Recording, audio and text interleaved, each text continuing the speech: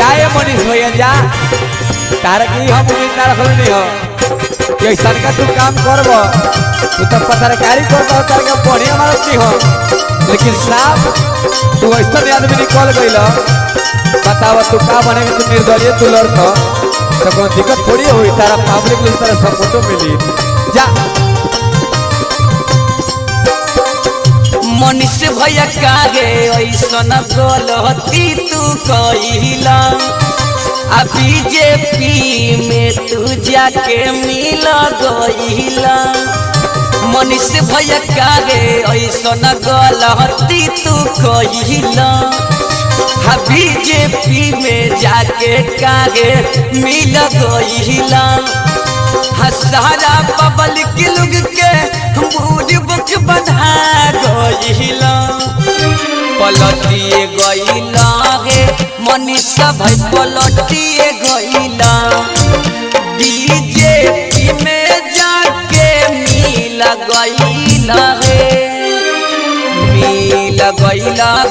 मनीष भाई मिल गइला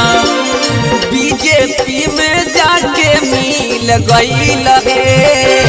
पलट गइला हे मनीष भाई पलट गइला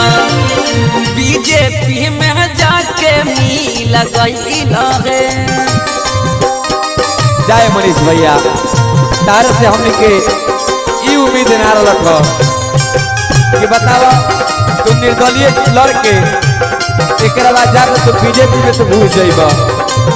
तोहरो भंगे ठिनियर हाल बाटे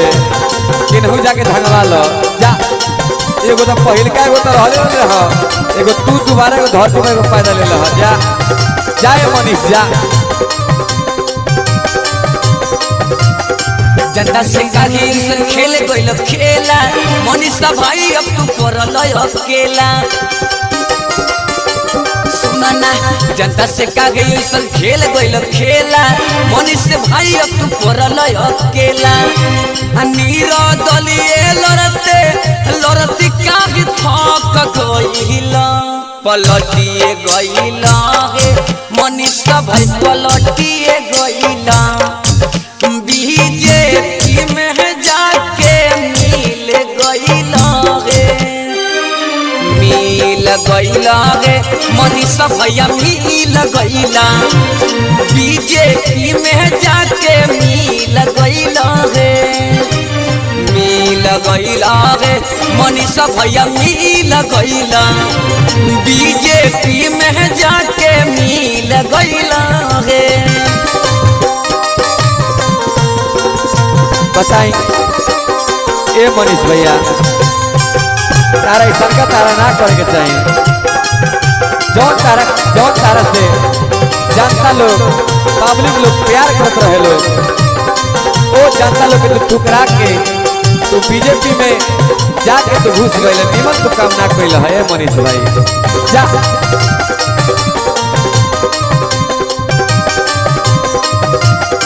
बिहार के लोग भइल बावे पागल तोहरा चलते वोट सब भागल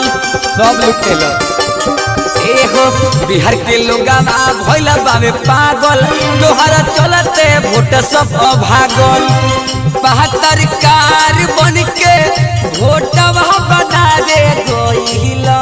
बिगाड़िए लिगला रे मनीष भाई बिगाड़ लिगला वोटवा सब बिगाड़ लिगला रे मनीष भाई बिगाड़ लिगला वोटवा सब बिगाड़ लिगला रे पलट गइला रे मनीष भाई पलट गइला बीजेपी में